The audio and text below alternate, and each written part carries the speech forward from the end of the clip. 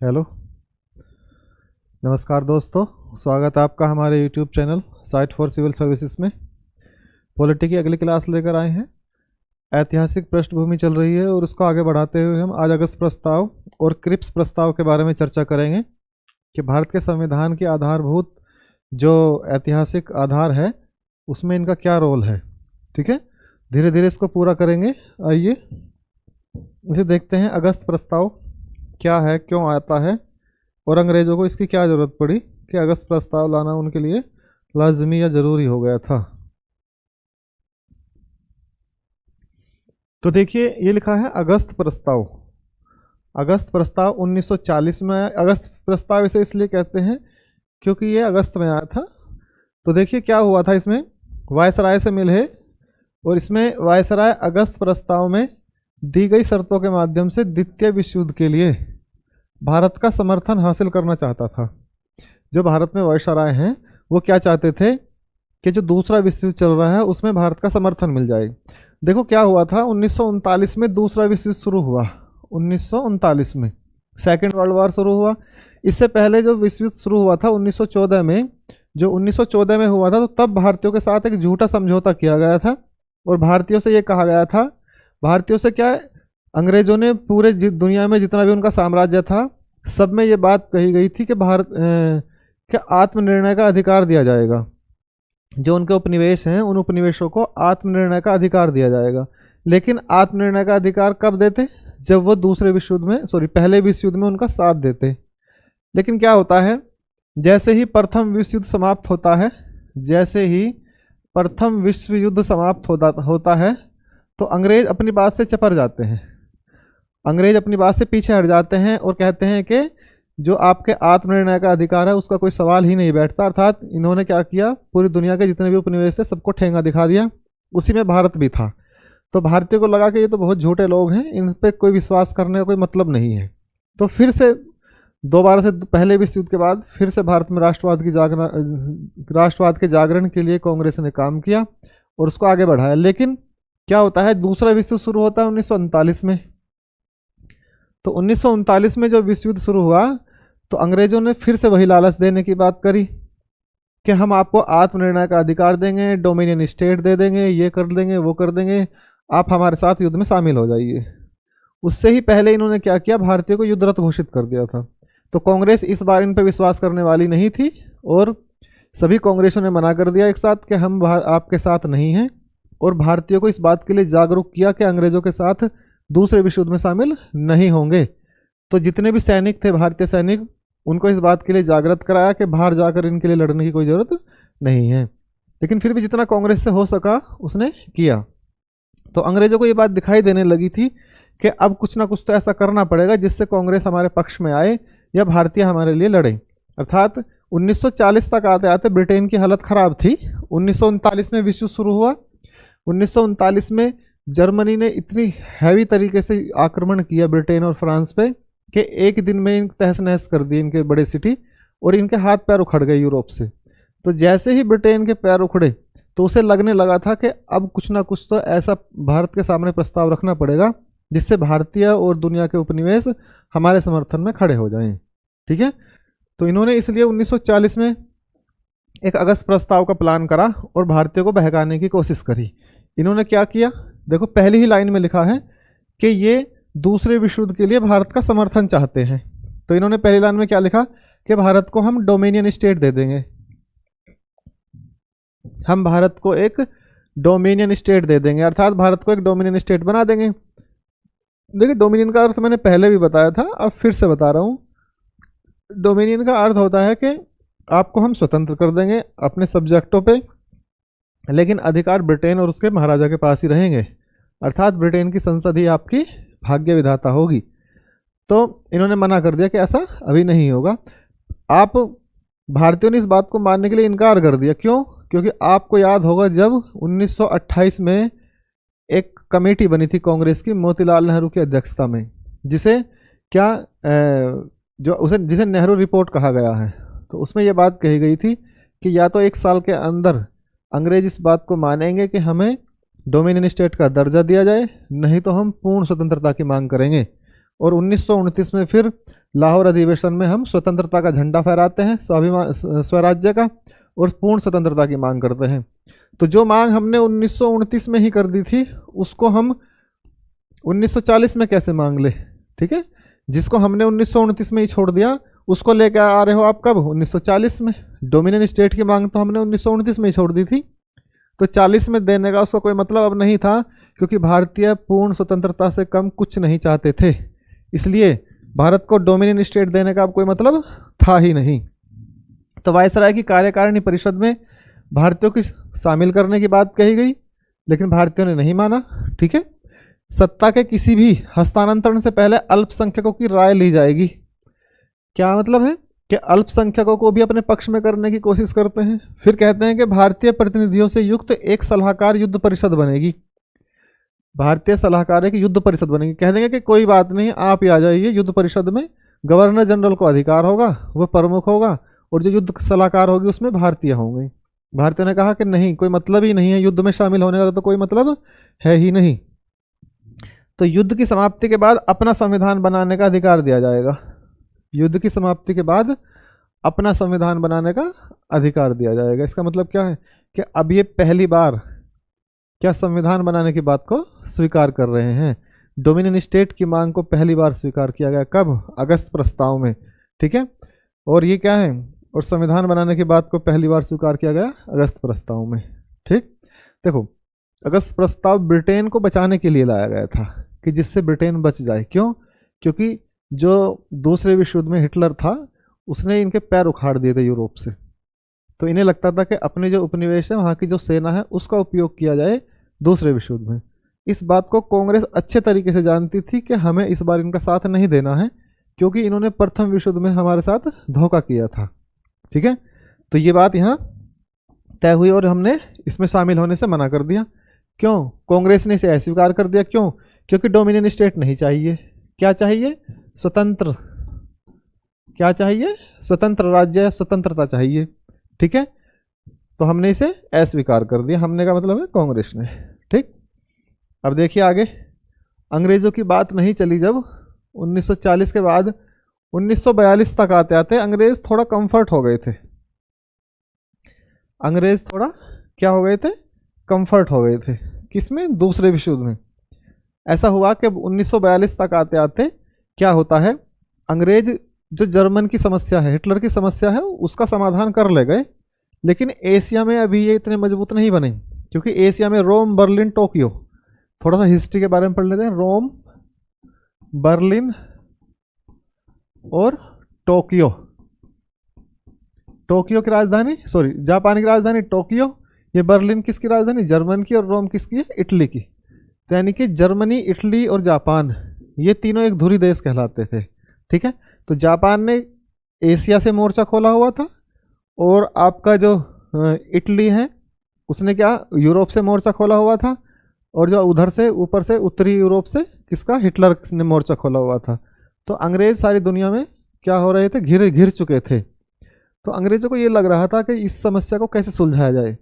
तो जो दुनिया के उपनिवेश हैं उनको अपने साथ शामिल कर लिया जाए, उनकी सेना का उपयोग किया जाए युद्ध में खपाने के लिए।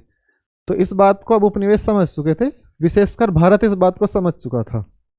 तो जैसे ही 42 तक आते आते क्या करते हैं, 42 तक आते आते अमेरिका के माध्यम से, या उन्होंने जैसे उनकी सहायता करी, वो हिस्ट्री का विषय है, बाद में पढ़ेंगे। ये हिटलर की जो समस्या थी उसे इन्होंने टैकल कर ली। लेकिन जापान में अभी आक्रामक बना हुआ, जापान अभी एशिया में आक्रामक बना हुआ है। तो एशिया में जापान को टैकल करने के लिए, और ऊपर से इन पे चीन का भी दबाव था, और उधर अमेरिका का दबाव था। तो उस दबाव में इन्होंने क्या करा, क्रिप्स मिशन भेजा। तो उस समय चर्चिल प्रधानमंत्री है भारत का। कौन है भारत का प्रधानमंत्री? चर्चिल। तो इसमें क्या था, जब ब्रिटिश सरकार को यह विश्वास हो गया कि भारतीयों की मांग को और अधिक दिनों के लिए उपेक्षित नहीं किया जा सकता, तो प्रधानमंत्री चर्चिल ने क्या करा, स्टेफर्ड क्रिप्स के नेतृत्व में एक दूत मंडल भेजा, एक मिशन भेजा, जिसे क्रिप्स मिशन के नाम से जाना जाता है। अर्थात अब भी ये भारतीय को टैकल ही करना चाह रहे हैं। देखिए, जो 1940 का प्रस्ताव था वो था तात्कालिक समाधान के लिए, यानी कि अपने ब्रिटेन को बचाने के लिए। लेकिन अब ये साम्राज्यवाद की बात आ गई यहाँ पे, कि ये चाहते हैं कि आपका जो साम्राज्य है, जो ब्रिटिश साम्राज्य है वो बना रहे, तो उसके लिए इन्होंने थोड़ा सा भारतीयों को लालच देने की कोशिश करी कि जिससे भारतीयों को टैकल कर लें। तो जो भारतीयों की समस्याएं थोड़ा उन्हें सुलझा लेंगे और अपना जो साम्राज्य है, अपनी जो व्यवस्था है प्रशासन की, उसको और थोड़ा मजबूत कर लेंगे। ठीक है, कैसे? तो यह प्रस्ताव ऐसे समय में आया जब ब्रिटेन कंफर्ट फील कर रहा था, क्योंकि ब्रिटेन जर्मनी वाली चुनौती का समाधान कर ले गया, लेकिन एशिया में जापान से चुनौती बनी हुई थी। इसलिए अमेरिका, रूस और चीन के दबाव में क्रिप्स प्रस्ताव भेजा गया।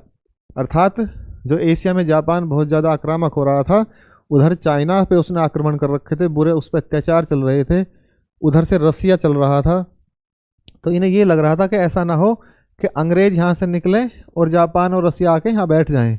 तो जापान को कंट्रोल करना था, तो इन्हें यहाँ से निकलना था, यानी कि एशिया को एक बैलेंस स्थिति में लाना था। ये अपने साम्राज्यवाद को बचाने की बात है अंग्रेजों के लिए। ठीक है, तो फिर क्या करते हैं, इन्होंने दो प्रस्ताव दिए। इन्होंने दो प्रस्ताव दिए और उन दोनों प्रस्तावों में क्या बात रखी गई कि पहला तो युद्ध के साथ होगा। पहला क्या होगा कि जब तक युद्ध चल रहा है, जब तक, एक वादा ये है, और एक युद्ध के बाद है। तो पहला युद्ध के दौरान क्या, स्वयं को बचाने के लिए। स्वयं को बचाना, किसको बचाना? अपने खुद को, अंग्रेजों को। कैसे? युद्ध के दौरान भारतीय सुरक्षा का प्रबंध ब्रिटिश सरकार करेगी। युद्ध के दौरान भारतीय सुरक्षा का प्रबंध ब्रिटिश सरकार करेगी। अर्थात देखो, भारतीय सुरक्षा क्या है भाई, जब आपका शासन है तो ब्रिटेन ही है भारत। तो ब्रिटेन, भारत पर अगर जापान हमला करता तो वो ब्रिटेन पर हमला माना जाता। ठीक है, तो इसलिए इन्हें ये दिख रहा था कि यहाँ पे हमला होते ही तुम्हारी पूरी दुनिया में थू हो जाएगी, जब वहाँ से बड़ी मुश्किल से बचे हो यूरोप में, फिर एशिया में तुम पर और समस्याएं पैदा हो सकती हैं। तो इसलिए इन्होंने क्या कहा कि भारतीय सुरक्षा, अर्थात कोई बाहरी शक्ति अगर भारत पर आक्रमण करेगी तो उसका जिम्मा अंग्रेजों का है, वो उसकी रक्षा करेंगे। ये कहने के लिए भारतीय था, लेकिन अपने आप को ही बचा रहे थे। ठीक है, दूसरा, यह काम गवर्नर जनरल की काउंसिल के द्वारा किया जाएगा। गवर्नर जनरल की जो काउंसिल बनी है अगस्त प्रस्ताव में, उसके द्वारा किया जाएगा। अब ये तो हो गई युद्ध के दौरान की बात कि जब तक युद्ध चलेगा, जब तक ये दो बातें भारतीयों के लिए हम सुरक्षित रखते हैं, भारतीयों की सुरक्षा करेंगे और काउंसिल के द्वारा काम करेंगे। लेकिन दूसरी जो बात रखी इन्होंने युद्ध के दौरान, कि भारतीयों को कैसे टैकल करें कि ब्रिटिश साम्राज्य को बचाया जाए, भारतीयों को कैसे टैकल करें कि ब्रिटिश साम्राज्य को बचा लिया जाए। तो उन्होंने क्या कहा कि युद्ध के बाद ऑस्ट्रेलिया और कनाडा की तरह डोमिनियन स्टेट का दर्जा दिया जाएगा। देखिए, अभी ये वही राग अलाप रहे हैं कि युद्ध के बाद भारतीयों को हम क्या बना देंगे, डोमिनियन स्टेट बना देंगे, आपको स्वतंत्र कर देंगे, ये कर देंगे, वो कर देंगे। लेकिन जो बात हमने पहले ही छोड़ दी उसका अब कोई मतलब रहा नहीं है। ठीक है, संविधान सभा का गठन होगा। देखिए, संविधान की बात मान रहे हैं, जिसमें विधानसभाओं के द्वारा निर्वाचित सदस्य होंगे। ठीक है, और रियासतों के नामांकित होंगे जो भारतीय संघ के लिए कानून बनाएंगे। अर्थात इन्होंने कहा कि एक संविधान सभा बनेगी जिसमें जो ब्रिटिश प्रांत हैं उनकी जो विधानसभाएं हैं वहाँ के निर्वाचित सदस्य आएंगे, और जो देशी रियासतें हैं उनके जो लोग आएंगे वो भारत के लिए संविधान का निर्माण करेंगे। हर प्रांत को अधिकार होगा कि वह अपना अलग संविधान बना सकता है, लेकिन पाकिस्तान की मांग को नहीं माना गया। भारत के टुकड़े नहीं होंगे, लेकिन जो पहले से ही रियासत बनी हुई है वे अपना संविधान लिख सकती हैं, और भारत को एक संघीय व्यवस्था में रहना होगा जिसमें राज्यों को कुछ ज़्यादा अधिकार दिए जाएंगे। ठीक है, रियासतों का संघ में शामिल होना उनकी इच्छा पर निर्भर होगा। अर्थात रियासत चाहे तो संघ में शामिल हो सकती है, चाहे तो वो अलग रह सकती है। ठीक है, अल्पसंख्यकों के अधिकारों को सुरक्षित करने का दायित्व ब्रिटिश सरकार का होगा। देखो, इस सबको टैकल कर रहे हैं। अल्पसंख्यकों का मतलब है जो वहाँ के जो अल्पसंख्यक हैं, जो दूसरे धर्म के लोग हैं, जो मुस्लिम हैं। एक तरीके से भारतीय राष्ट्रवाद को बरगलाने की बात थी। जब हम देखो, अगर किसी पर राज करना है तो दोनों के हितों को अलग अलग कर दो, तो दोनों के हित अलग अलग हो जाएंगे, तो लोग विरोध करना कम कर देंगे। और जब हित एक होंगे तो दोनों मिलकर लड़ेंगे, और जब हित अलग अलग होंगे, दोनों के हित अलग होते ही दोनों अलग अलग हो जाएंगे। इसलिए ब्रिटिश के लिए ये बहुत ही मुश्किल काम था कि दोनों हिंदू और मुस्लिम, यानी कि जितने भी धर्म है भारत में, उनसे संगठित रूप से लड़ ले जाए, तो उन्हें तोड़ना जरूरी था। इसलिए अल्पसंख्यकों के लिए हमेशा से अलग बात करते रहे, उन्हें हमेशा इसी बात को बताते रहे कि आप असुरक्षित हैं, आपके लिए समस्या खड़ी हो सकती है संघ भारत में, इसलिए आपको हम अलग से टैकल करेंगे। वही बात तो इसी बात के लिए इन्हें बांटने की कोशिश करते रहे। तो इसमें देखिए आगे क्या हुआ, आगे क्या कहते हैं ये। तो इसमें जो प्रतिक्रिया आती है, इसमें जो प्रतिक्रिया आती है वो क्या आती है प्रतिक्रिया, देखिए प्रतिक्रिया, कांग्रेस ने इसे अस्वीकार कर दिया, कांग्रेस इसे अस्वीकार कर देती है। कारण पूर्ण स्वतंत्रता को नहीं माना, क्योंकि जो हमने 1929 में ही स्वतंत्रता की मांग कर दी थी वो नहीं मान रहे अंग्रेज। अभी ये डोमिनियन स्टेट की बात करते हैं, तो पूर्ण स्वतंत्रता नहीं मानी तो हमने इसे अस्वीकार कर दिया। प्रांतों को अलग संविधान बनाने की बात करी तो ये भी हमें स्वीकार्य नहीं है, क्योंकि हमें क्या चाहिए, हमें संघ चाहिए था, हमें क्या चाहिए था, संघ चाहिए था। और ये कैसे बना रहे हैं, एक अविभाजित संघ बना रहे थे, जबकि कैसा संघ होना चाहिए, सॉरी ये विभाजित संघ बना रहे थे, जबकि अविभाजित संघ होना चाहिए था भारत को। रियासतों को अलग होने की छूट दे दी गई। भाई जब तुमने अलग संविधान बनाने की बात कर दी, रियासतों को अलग होने की छूट कर दी, तो कैसा संघ रह गया ये। तो भाई तो बिखरा हुआ भारत है ना, कुछ हाथ नहीं लगने वाला किसी के भी। तो ये तो पागल बनाने वाली जैसी बात थी। लेकिन इसे लीग ने भी अस्वीकार कर दिया, क्योंकि लीग क्या पाकिस्तान की मांग कर रही थी। लीग का मतलब मुस्लिम लीग, मोहम्मद अली जिन्ना की। तो वे उन्हें पाकिस्तान चाहिए था, तो उन्होंने भी इसके लिए मना कर दिया कि हमें कोई ये स्वीकार्य ही नहीं है क्रिप्स प्रस्ताव। तो कांग्रेस ने भी और लीग ने भी, उधर अंबेडकर जी भी लगे हुए थे जो दलितों के अधिकारों की मांग कर रहे थे, उसमें उनके लिए भी कोई बात नहीं कही गई, तो उन्होंने भी इसे अस्वीकार कर दिया था। ठीक है, इस प्रकार से क्रिप्स प्रस्ताव और अगस्त प्रस्ताव दोनों ही भारतीयों के द्वारा अस्वीकार कर दिए गए, और जो अंग्रेजों ने भारतीयों को टैकल करने की कोशिश की थी वो उनकी असफल रही। ठीक है, देखो अब 1942 तक आते आते अंग्रेजों को दिख गया था कि भारतीयों का जो स्वतंत्रता आंदोलन है, जो राष्ट्रवाद है, उसे दबाना मुश्किल है। ये 1857 क्रांति से भी ज़्यादा मुश्किल हो गया था। क्यों? क्योंकि 1857 क्रांति एक निश्चित सैनिकों से लड़ी गई थी, जिसमें सैनिक सैनिकों से लड़ रहे थे, लेकिन यहाँ विचारधारा की लड़ाई थी, और विचारधारा की लड़ाई में लोग जुड़ते चले जाते हैं विचारों से, आप उनसे फिर सैनिक माध्यम से भी नहीं लड़ सकते। जैसे आज एक लोकतंत्र विचारधारा है और पूरे भारत के सभी लोग लोकतंत्र में जी रहे हैं, तो जीते हुए लोकतंत्र को आज समाप्त करना दुनिया का सबसे मुश्किल काम है। अगर जब लोकतंत्र नहीं था तब लोगों को दबाया जा सकता था, लेकिन आज अगर उनकी स्वतंत्रता छीन ली गई तो आज आप सेना के माध्यम से, पुलिस के माध्यम से, किसी भी बल से आप स्वतंत्र जो लोकतंत्र की विचारधारा उसे नहीं दबा सकते। तो ये एक वैचारिक रूप से भारतीय स्वतंत्रता आंदोलन बढ़ रहा था, लोगों के ब्लड में घुस रहा था। तो अंग्रेजों को अब दिख गया था कि अब चीज़ें टैकल होनी मुश्किल है, लेकिन फिर भी उन्होंने हिम्मत नहीं हारी और आगे प्रस्ताव भेजते रहे। और एक समय ऐसा आया कि उन्हें यहाँ से जाना ही पड़ा। ठीक है, अब देखिए इस पर क्वेश्चन बनता है, मेंस के लिए एक क्वेश्चन बनता है, जिसमें क्या कहा गया है, इसमें क्वेश्चन में ये क्वेश्चन क्या बना है मेंस के लिए। देखो, अगस्त प्रस्ताव ब्रिटेन को बचाने का प्रस्ताव था, जबकि क्रिप्स प्रस्ताव ब्रिटिश साम्राज्य को बचाने का प्रस्ताव था। ठीक है ना, क्या है, अगस्त प्रस्ताव ब्रिटेन को बचाने का प्रस्ताव था, लेकिन क्रिप्स प्रस्ताव ब्रिटिश साम्राज्य को बचाने का प्रस्ताव था। इस पर आप टिप्पणी कर सकते हैं, इस पर क्या कर सकते हैं, टिप्पणी 150 शब्दों में लिखिए, तो बड़ी आसानी से लिखा जा सकता है। क्योंकि प्रथम विश्व युद्ध में भारतीयों का साथ चाहिए था अंग्रेजों को। अंग्रेज चाहते थे कि पहले विश्व युद्ध में भारतीय शामिल हो जाएं, तो ब्रिटेन के सामने जो रोम, बर्लिन, टोक्यो की जो समस्या है, हिटलर की जो समस्या है, जर्मनी की जो समस्या है, उसको टैकल कर ले जाएगा। तो वो ब्रिटेन को बचाने का प्रस्ताव था। ठीक है, भारतीय को अपने पक्ष में खड़े करने का। लेकिन क्रिप्स प्रस्ताव किस लिए आया? क्रिप्स प्रस्ताव आया ब्रिटिश साम्राज्य को बचाने का। क्योंकि जब दूसरे विश्व युद्ध में अंग्रेज सफल हो गए हैं तो अब उन्हें कोई डर नहीं है, अब वो चाहते हैं कि हम फिर से भारत में ही बने रहें ऐसे ही कैसी। तो अपने साम्राज्य को और मजबूत करने के लिए इन्होंने क्या क्या किया, ऐसे प्रस्ताव भेजे जिससे लोग बिखरे रहें, रियासतें अलग रहेंगी, सब ब्रिटिश प्रांत अलग रहेंगे, जिन्हें संविधान बनाना है बनाते रहिए, आप एक सेंटर पावर के रूप में काम करते रहेंगे। लेकिन भारतीय इस बात को अब अच्छे से समझते हैं कि अंग्रेजों की मंशा क्या है, तो इसलिए हमने ये बात नहीं मानी। तो इसे आप आसानी से लिख सकते हैं क्वेश्चन को, कोई बड़ा क्वेश्चन नहीं है, देख लीजिए ले ये इस तरीके से है। तो अगली क्लास में फिर से एक क्लास और बची है, बस मैं उसमें ख़त्म कर दूंगा आपका ऐतिहासिक पृष्ठभूमि। आप थोड़ा थोड़ा पढ़ रहे हैं, लेकिन सच ये बात फैक्ट है कि आप अच्छा पढ़ रहे हैं। और देख लीजिए इससे आपका कोई क्वेश्चन नहीं रुकने वाला एग्ज़ाम के लिए। तो बने रहिए, अधिक से अधिक शेयर करिए, और सबको नमस्कार, धन्यवाद।